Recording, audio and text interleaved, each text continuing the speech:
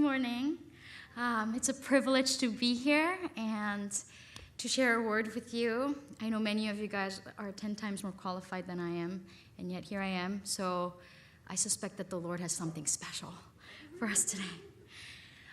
So today, I want to share a word about what it means to train and discipline ourselves for godliness. What would it mean for this seminary to become a training ground for prayer and for holiness and for Christ-likeness? And so for that, I have a perfect illustration, perfect because I took it from the Bible. Olympic athlete Miss Shawn Johnson. I don't know if you guys remember her. She was an American gymnast who won the gold medal at the 2008 Olympics in Beijing. And this is a picture of her doing her routine on the balance beam. Look how high she's jumping off of that beam. And guys, that beam is only 4 inches wide across. And she's jumping off of that, she's spinning on it, and presumably landing on that. So, incredible, amazing. Now, can you imagine what kind of training and hard work she must have gone through to get to that level, to get that good? She said she was only an 8th grader when she started training for the Olympics. Yeah, so I have a picture of a young girl working out in the gym. So she said she would do her full day at school and then go hit the gym for 4 to 5 hours every day, training, practicing her tricks. She would run to build endurance. She would do push-ups and sit-ups and squat jumps and pull-ups to build her strength. She would be on a diet to keep herself lean and strong. And she said she would still sometimes get scared to do some of these tricks on the beam. So she constantly trains in order to conquer her fears and to trust her coaches and to go for it. So that is how she trained to win the gold medal. Amazing, right? Now, when I came to Gordon-Conwell about 3 years ago, I thought seminary was gonna be something like that, like a gym, except instead of training for the Olympics, you're training for godliness. So I was like, yes. I thought we're going to be praying all day. We're going to be reading the word all the time. We're going to be worshiping for hours. And I was so excited. And I was like, I'm going to get ripped spiritually. Yes. Yeah. And lo and behold, I arrived here and I quickly realized it's not a gym, it's a school. I was like so disappointed. And what struck me the most, and actually what I struggled with the most when I first came here, was the prayer life here. I grew up in a Korean church where I'm used to seeing people pray with a certain seriousness and commitment and zeal. And when I got here, the kind of prayer that I encountered and observed so often was what I would call easy prayer, prayer that's easy to pray, easy on the soul, easy on the body, comfortable, casual, not too taxing, just nice words. But what I was missing and craving for was the prayer that carries weight, the prayer that carries authority, prayer that almost has like an aggressive, militant edge to it, which I think we need if we're going to be doing God's work on this earth, right? If we're going to be waging war against the enemy, if we're going to be waging war against our own selves and the sinful tendencies that we all carry within us, then those easy, nice prayers sometimes are just not going to cut it. So I thought, man, where is the wrestle? Where is the contending? Where is the striving against sin? Where is the striving for holiness? If that 8th grader could train that hard for a medal, and we're here training for a kingdom that'll never pass away, then where is our training? Where is our striving? And where is our discipline? If seminary is supposed to be one of the most formative times in our development as Christians and as ministers, then for us, seminary can't just be a school. It also needs to be a place where we learn and train for godliness. It needs to be a spiritual gymnasium, if you will. Now, if anyone knows a thing or two about training hard for godliness, it is Apostle Paul. So we're going to be looking at his exhortation on this matter. So let us go to our Bibles. And the passage for today is 1 Corinthians 9:24 to 27.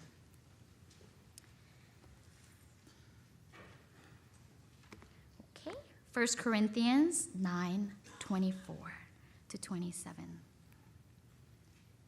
Wow, you guys are good. All right, let's read it together. Do you not know that in a race all the runners run, but only one gets the prize? Run in such a way as to get the prize. Everyone who competes in the games goes into strict training. They do it to get a crown that will not last, but we do it to get a crown that will last forever. Therefore, I do not run like someone running aimlessly. I do not fight like a boxer beating the air. No, I strike a blow to my body and make it my slave, so that after I have preached to others, I myself will not be disqualified for the prize. Amen. So we're going to be talking about 3 things from this passage today. 1, if you want to win the prize, you need to train. Number 2, what does that training look like? And number 3, why will all of it is absolutely worth it? Okay, number 1, if you want to win the prize, you need to train. So in this passage, Paul is using this kind of like an athletic metaphor to talk about the need for discipline in the Christian life. Now, why did Paul give this exhortation to the Corinthian believers? Why did he need to tell these believers, you need to train, you need to discipline yourself, you need to run like you mean it? Why did Paul write this? Because the Corinthian believers were not interested in training or disciplining themselves. They were complacent, they were comfortable, they were self-satisfied. They thought, hey, I'm already saved, we're all going to heaven. Why do we need to live so hard? Why make things so difficult for ourselves? I can live however I want and still go to heaven. Now to that, Paul says, okay, sure, we're all saved, but if you're going to live however you want, you're going to miss out on the prize. Look at verse 24. Do you not know that those who run in a race all run, but only one receives the prize? Paul's saying, sure, we're all running, we're all Christians, but not all of you are going to get the prize. Getting the prize is not an automatic guarantee. If you want the prize, you need to work for it. Okay, now what is this prize that Paul is talking about? What is this prize that only some believers get to have? It is certainly not salvation, right? Salvation is a gift. You can't win it, you can't earn it, it's a gift. So then, what is the prize? Paul says the prize is getting to share in the blessings of the gospel. So all throughout this chapter, chapter 9, Paul is talking about how he has all these rights as an apostle. The right to take a believing wife if he wanted to, right to get paid for his ministry work if he wanted to, right to be treated with respect as an apostle, and so on. And yet, he says he voluntarily gives up the full exercise of his rights. Instead, he does whatever is necessary in order to do his ministry. He makes whatever sacrifices he needs to make in order to be used of God to serve people and lead them to salvation. So if you look at verse in the middle of 22 to 23, he says, I have become all things to all people so that by all possible means I might save some. I do all this for the sake of the gospel, that I may share in its blessings. So that's the prize, to share in the blessings of the gospel, to so want to serve God and be a channel of his blessing and salvation to others, that you would gladly give up like whatever it took, whatever your prerogatives or entitlements or rights that you had, to gladly serve God and be used by him at whatever cost. That is the prize. Now, the Corinthian believers were not interested in making sacrifices or putting in hard work. They wanted to take their ticket to heaven, sit right on it, and go on and live like the devil. So they were eating meat sacrificed to idols. Oh gosh. they were getting drunk off of the Lord's Supper. They were suing fellow believers and taking each other to court in order to exploit each other. And they were sleeping around with all kinds of wrong people because, hey, there's grace. God's love covers everything, and my salvation is secure. Now, to that, Paul says, you can't live like that and win the prize. Do you know what you look like when you live however you want? When you're complacent and undisciplined as a Christian? You look like a runner running aimlessly. I have a picture. Yes. You look like a runner running aimlessly without a fixed goal. You don't even know where the finish line is. You're just running around. You know what you also look like? You look like a boxer beating the air. That means instead of hitting the target, instead of hitting your opponent, you don't even know where to aim your blows to. You're like swinging away, but you're accomplishing nothing. And what Paul's trying to say is, Corinthian believers who want to take it easy, you're not understanding what your aim is, what your purpose is, what your goal is as a Christian. Because your goal as a Christian is not just to be saved, right? Sure, we could technically do all kinds of stuff and still not lose our salvation. But gosh, that is not the goal that we're aiming for. That is the minimum. That is the starting point. That is the lowest bar that you could hold for yourself. Don't you know that as Christians, we're all running in a race? Not to earn our salvation, not to win salvation. No, salvation is the starting point. But now that you are saved, now that you have this new life in Christ, now that you have this new identity, this authority, this calling and giftings that God has graciously given you, don't you want to put them to good use? Don't you want to exercise these? Don't you want to flex your spiritual muscles and really run and thrive and be used of God to be a blessing to others? Do you want to be the kind of Christian that kind of just does whatever? Or do you want to be the kind of Christian that expends themselves, absolutely pours out every fiber of themselves on a sole purpose with this laser-sharp focus of, Lord, make me to be your blessing in this world. Make me to be a channel of your grace and of your joy and of your freedom in the lives of others. That is how you run to win. That is how you win the prize. Now, my question for you is, Gordon-Conwell, are you running to win the prize? Are you disciplining and training yourself to be a blessing of God in this world? Are all aspects of your life streamlined to the single goal of sharing in the blessings of the gospel? Let's talk specifically about prayer.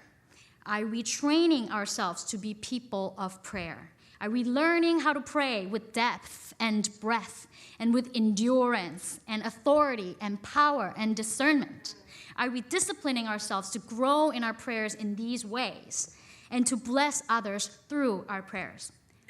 Or are we haphazard and undisciplined in our prayer?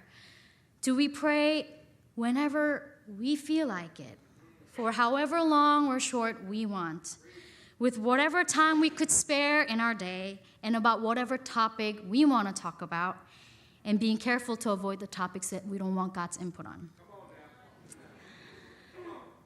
If that describes your prayer life, then you are praying well enough, but it could be that your prayer life looks more like a runner running aimlessly or a boxer swinging away at the air. You're not understanding your aim. Whenever we want, however long we want, whatever way we please. You know, that's nice, that's easy, that's comfortable. But that's not the kind of prayer that wins the prize. That is not the kind of prayer that forms you. That's not the kind of prayer that shapes you and forces you out of yourself and into conformity to Christ. You see, being effective in prayer is not necessarily about praying more or longer or harder. Yes, that's true. But it is about submitting ourselves under the constraint and the rigor and the discipline of the Lord.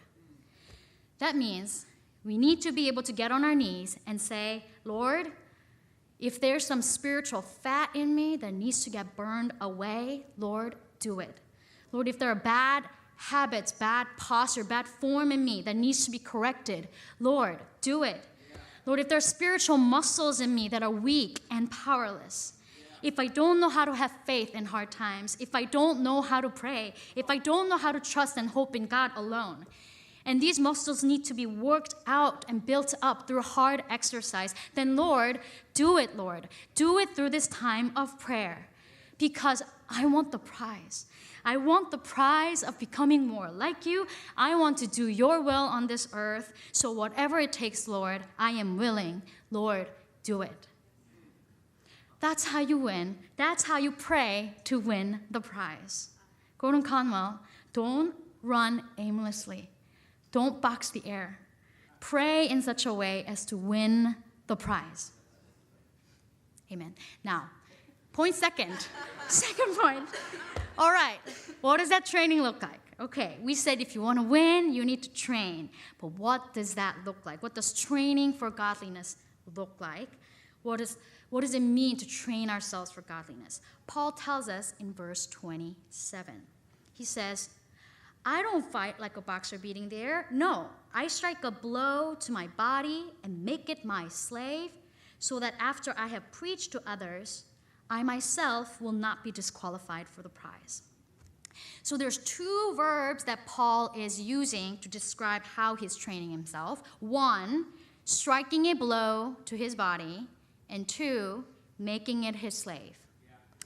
Okay, now, I know it sounds a little harsh, but if you look at them in the Greek, it's even harsher. So number one, striking a blow to one's body, that's one verb, and it means to strike someone, I have a picture, to strike someone right here, to give someone a black eye, to beat black and blue, to cause bruises and spots, and metaphorically speaking, it means to exhaust or to devastate or to mortify. Yikes. Okay, the second word, I make my body my slave. Again, that's one verb, and it means to enslave, put into subjection, or treat someone as a slave with stern and rigid discipline.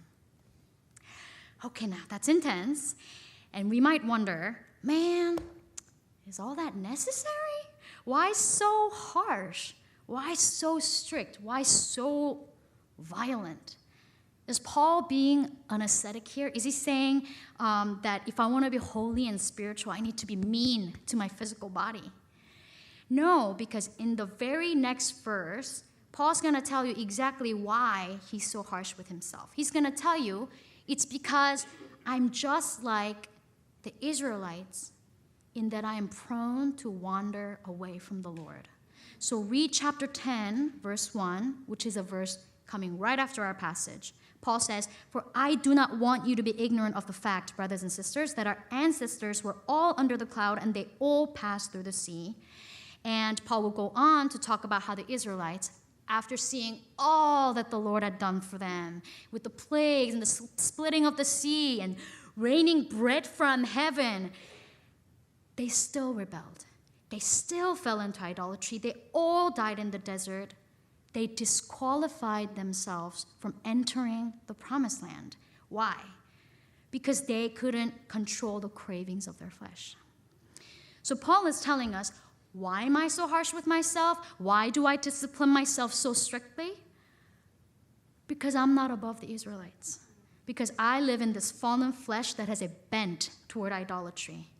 The quickest way that I'm going to disqualify myself in this race is that despite everything that I've seen of the Lord, despite everything that he's done for me, that somewhere along the line, somehow, I'm going to start running after the desires of my flesh, my comfort, my convenience, my self-interest.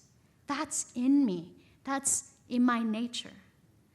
So if I want to honor God, if I want to serve him and be his blessing to others, then I need to learn how to fight against this part of me and put it under control. Yeah. So what is it that Paul is beating black and blue? And what is it that he is putting into subjection? It is not his literal body per se, but it is the cravings of his flesh, his sinful and idolatrous desires, the part of him that wants to love and honor himself above God. That is what he's punching. That's what he's beating into a pulp and putting into subjection. That was what was driving him to get on his knees every day and to wrestle in prayer. Now, have you guys ever seen people pray and they look like they're literally wrestling? Like they're like crying, they're snotting, they're sweating, they're yelling and screaming, hollering, they're pounding on the ground, and you're like, man, what is going on? Why are you doing that? Like, are you superstitious? Do you think like if you yell louder, God's gonna hear you more? Maybe what's taking place in that kind of prayer is that the flesh is getting beat black and blue and put under subjection.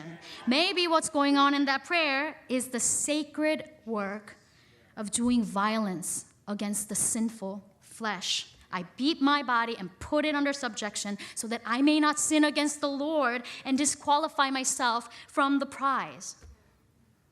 Now, many of you know people who have failed to do this kind of work in their spiritual life and have so disqualified themselves from ministry.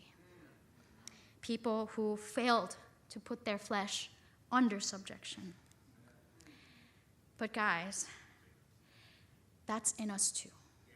We're not above that. And that is why we too have to be on our knees every day. That is why we need to train and discipline ourselves to be able to choose God above everything else every day. Thirdly and lastly, is all of this worth it? Now, all this talk about training and disciplining and being in constant wrestle and battle with yourself, it sounds hard, it sounds all intense, and the question is it worth it? All the sacrifice, the pain, the self-discipline, is it worthwhile? Now, if there was anyone who understood sacrifice and pain and self-discipline, it was Jesus. Consider what he faced in the Garden of Gethsemane. Jesus had this nice, pleasant option of letting the cup pass. It was within his prerogative. He could have said, I don't have to do this. I have a right to walk away. I have a right not to suffer. I don't think just because Jesus was God that it was somehow easy for him to resist that fleshly desire to be spared. Jesus, as a human, had to pray through that and fight against it and battle against it, just like all of us do. In fact, he was fighting so hard to overcome the flesh in that moment. He started sweating blood as he cried out to God all through the night. Now, what was happening in that prayer? What was happening in that blood, sweat, and tears? I think Jesus in Gethsemane was doing the sacred work of doing violence against the flesh. Jesus struck a blow to his body, put it under subjection, and said, Lord, thy will be done. And so he bore the cross. Now, if Jesus had not prayed the way that he did on that night, none of us would be here right now. We would not be here partaking in the blessings of the gospel. Now, where did Jesus get the power to pray like that? What enabled him? What empowered him to pray that kind of prayer in that moment under that kind of duress and burden? I would submit to you that it was the lifetime of prayers that he had prayed and how those prayers had shaped him to be a person of spiritual power and weight and faithfulness that could withstand the test. All of his life, from the moment of incarnation, Jesus was training himself in what it meant to lay down his rights, to submit himself under the will of the Father, and to choose God above everything else, even when it hurt. A lifetime of doing that had so shaped him so that when the moment of testing came, in that ultimate moment of trial and temptation, Jesus was the kind of person who could say, thy will be done. Now, in the same way, for you, in your moments of testing, in those moments when you're facing unexpected crisis, or when you're having to make a decision that's going to affect the whole church and you don't know what to do, or when you're facing the temptation of your life, in those moments, what's going to sustain you is the rigor and the weight and the integrity of the prayers that you had prayed and the person that those prayers had shaped you to be. Remember Shawn Johnson? Remember? Because she had trained so hard, she was not crushed by the pressure of the Olympics. She was not crushed by the narrowness of that beam. She was able to run and jump and spin on and thrive on that beam. And in the same way, if we have been training ourselves for godliness, then the burden of our crisis moments will not crush us. We will be prepared to run and jump and spin and thrive in those moments and to respond in a way that makes us to be a channel of God's blessing and salvation to many others. That is what makes training for godliness worthwhile. All the hard work and the sacrifice and the self-discipline, they're all absolutely worth it. I want to close with an illustration from my own life of how I've benefited from the discipline of prayer. Before I came to seminary, I was a mess. I have had a mental breakdown in college, and I was suicidally depressed for a few years. And every day was a fight for a will to live. And so when I was coming to seminary, I knew that I was profoundly unqualified. I knew that if I was ever going to recover sufficiently enough to be fit for ministry, I needed some serious work done on my mind, body, and spirit. So I gave myself this one goal for my seminary career. If I get nothing out of these 3 years, I want to learn how to pray. I want to learn what it means to really pray and encounter God. So when I arrived, I plunged myself into prayer. Every day at 9 p.m., I dropped everything and I went to the Wilson prayer. And at least for an hour, I would pray, I would worship, I would seek the face of God. Praying was not always easy for me. It was a discipline. When you sit down to pray, you could sometimes feel the resistance because I was spiritually so out of shape and I had to struggle and wrestle and fight to be able to go deep. And sometimes I would have to anchor myself in my seat and say, I'm not getting up until I meet the Lord. And sometimes I would, come out of the prayer room drenched in sweat and completely exhausted from praying. But through all of this prayer, I received so much healing because I was encountering the Lord in such deep and powerful ways. In those moments of intimate, sweet communion with God, I could almost feel God like putting me back together, pulling these pieces together. I almost felt like being reconstituted. I could feel it. And sometimes I would get up from prayer and I knew that I was a different person from the person that sat down to pray. 3 years of doing that, and now people on campus know me as this joyful person who never stops singing worship songs everywhere and all the time. And people think it is my temperament. It is not. It's not me. It's not me. It is Jesus. And so in those times of prayer, when God said something, I made the habit of writing it down because, man, what he said was so good. I don't want to just forget about it and waste it. So I've been keeping a prayer journal since the day I got to seminary. And so I'm 3 years in, and so far, I have 285 entries in my prayer journal. This is a screenshot of my prayer journals in my Dropbox. These are words that God spoke to me in my times of weakness and failure and confusion, as well as in the times of my triumphs and joy. Words of his wisdom, words of his correction, words of his love. They're all there. And if someone were to ask me, what is the crown of your achievement in seminary? What are you most proud of? Is this. is the fruit of my prayers, the fruit of those intimate and life-transforming times with God, and the person that those prayers had shaped me to be. This is the ultimate prize. You can't beat this. I'm going to take this with me wherever I go, into whatever ministry I do, and into eternity.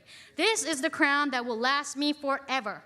This is what Paul's talking about in our passage when he says, those athletes, they train hard for a crown that perishes, but we do it to get a crown that will last forever. What a beautiful prize. What a treasure. There's nothing like it, and it is worth our every effort and our every endeavor. So let me finish with this. I began the sermon by saying, I dreamed of the seminary being a place where we train to grow in prayer and godliness, a spiritual gymnasium. And you know what? My dream came true. It really did. And I know that many of you came to seminary with the same dream. And what I want to tell you is, you don't have to wait until the school changes. As much as we're working toward those things, for your today, for your tomorrow, and the next day, you can choose to get into your prayer room and to get on your knees. You can decide today that Jesus is your imperishable, unbeatable, incomparable prize and pursue him as such. Brothers and sisters, run the race. Run the race that God had set before you with all of your heart and strength and mind. Run in such a way as to win the prize. Because Jesus himself, he is our prize, and he is absolutely worth it.